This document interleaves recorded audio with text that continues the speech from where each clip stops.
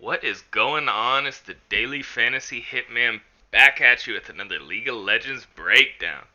We got a 4-game slate today. 2 games out of the LCK and 2 games out of the LPL, and they are set up to be some pretty good matches, I hope. So, first things first, let's look at the LCK. But let's head over to the odds first, right? I'm looking at ggbet.com. Okay, no, just gg.bet. Okay. But the first matchup is T1 versus Nongshim RedForce, and T1's coming in as minus 278 favorite, which I think is a little bit high. And then the second matchup is DWG KIA versus Leaf Sandbox, and that looks about right. Minus 1667. So Leaf Sandbox has about no shot here. And then we got the LPL. We got V5 minus 250 versus OMG plus 181. That's a banger. These two are bangers. These two suck. RNG minus 2000 versus Rogue Warriors. So like that odds makers ain't giving them no chance. So let's dive into these LCK matches first before we touch on the LPL. First things first, we got Nongshim RedForce taking on T1. And last time they faced off, back in week 4, it was a pretty good series. And look at this, all 3 teams that won were on blue side, right? Fast forward to week 6, Nongshim's getting the blue side advantage here. Head on over to Game of Legends. Let's see what Nongshim is doing on that blue side compared to that red side. So, first thing I see, 6-6 on the blue side versus 3-9 on the red side. So clearly, Nongshim RedForce likes that. They like that blue side advantage a lot, and most of the time they can take advantage of it and get some wins. Now, people are gonna look at T1 and just kind of default T1, right? But T1 is 5-8 on the red side versus 9-4 on the blue side. They're only gonna be on blue side one time here, and T1 has been struggling at points with their draft. And, most importantly, we don't know what the hell roster they're going to run here. I mean, we just saw them running with Wunner, Zeus, Closer, Teddy, and Korea.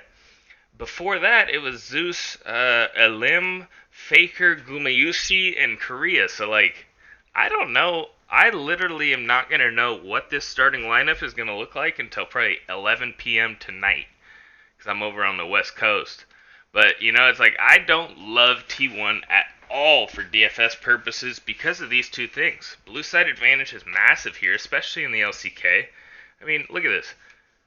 We can even go over to the LCK tournaments, go over to the LCK, and we can even see how blue side's been doing across the entire split, right?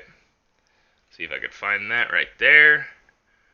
I mean, blue side's a 61% win rate in the LCK across the entire split so far. So blue side advantage is massive, right? So the fact that T1 is on red side here really worries me. Really makes me think Nongshim has this. Throw in that Peanut is the jungler, and he used to play for T1 back in Worlds. So I'm going to give Nongshim RedForce the 2-1 here because I think blue side just wins every game here. And I don't think Nongshim is that bad. Like, I actually think they can make a push for playoffs late in the split here. So I think it starts tomorrow. Nongshim RedForce upsets T1 2-1. This series, I mean, DWG KIA has blue side. Liv Sandbox is literally dead last in the LCK. DWG is first. DWG 2-0. I'm not going to waste your time here. DWG 2-0. If you're playing DFS, that's a great stack right there. I mean, you can't go wrong with a minus 1667 favorite.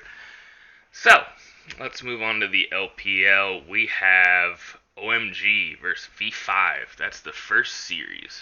Now, head on over to Weibo, whatever.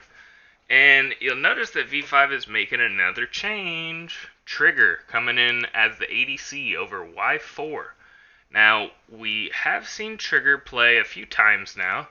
I noticed too there's an interesting stat that you could that could misconstrue things a bit. Look, come on over here to statistics. Trigger 4-2, whereas Y4 is 6-9. So you could hear that narrative of, oh, they're actually better with Trigger, right? But look at his match history. This dude has played LGD, Rogue Warriors, Thunder Talk Gaming, E-Star. I'm talking about the worst teams in the LPL. Oh, and guess what? He gets a start versus the other worst teams, so he completes the damn Exodia of facing the worst teams in the LPL. So I definitely think that's an interesting stat. That could, you could over assume that he's actually bringing a positive influence to this team when really, I mean, they're just beating up the bad teams and he's getting the starts in those matches. So I think this is an interesting one. I really don't think Trigger's that good in the ADC role. He really hasn't had that many great performances. They tend to play through Weiwei a lot more in Mole. That synergy is really big. Langx is more of he just kind of plays tanks and chills in the top lane. PP God, very engage heavy, very roam heavy. OMG, I don't think they're a good roster, but we do have to note a few things here, right? So, side selection goes to OMG. Now, I don't even know if we want to look this up, but we're going to do it.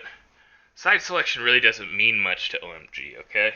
Because they're 1-6 on the blue side versus 3-7 on the red side. But you have to look into the opponents as well, right? And Victory 5 seems to struggle pretty heavily on this red side, 3-7 versus 7-4 on blue. So the fact that they might be on that 3-7 red side twice tomorrow kind of scares me, especially with the fact that they're bringing in Trigger. Final note for me here is that I actually think OMG's bot lane is stronger. Look at this. Look at this. They beat BLG right before the... I think that's up to date. Yeah, they beat BLG. Look at that. 14, 3, and 12 from the kid. Like, obviously he's not going to have another performance like that probably too soon, but like, damn. When he goes off, he pops off, right?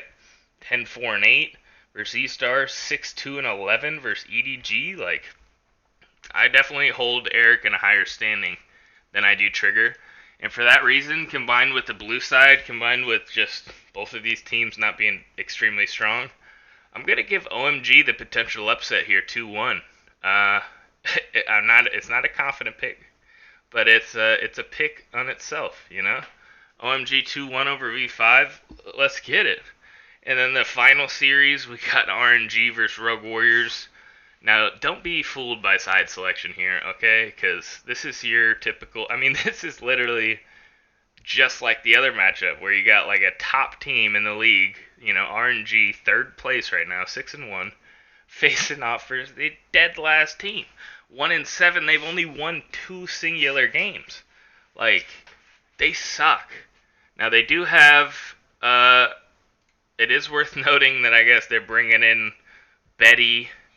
and some dude named, what is that, Kaoshwan? Like, they're throwing darts at the board, trying to just get something to stick at this point, right? I do like Betty. I think he's a good player. But, like, I mean, that other dude's not even on here. He's not even on the roster. He probably just got brought up. Like, let's check. Let's check if they even have it. Yeah, here we go. Joins from Academy roster. He just joined, yesterday? Like, come on. So, I mean, Rogue Warriors might get better, like, in the long term because Betty, but, like, this is a stomp. RNG's a minus 2,000 favorite. Like, give me a break, dude. Yeah. Those are my picks. I am going with NS RedForce 2-1 upset over T1. DWG KIA 2-0 over Live Sandbox. I'm going with OMG 2-1 over V5 and RNG 2-0 over Rogue Warriors. Now, please, if you don't mind, let me get a subscription on YouTube. It's completely free, costs you nothing. Just hit that subscribe button, help me out. If you want to see my full DFS breakdowns, I offer them right here at patreon.com/DFSHitman for $20 a month.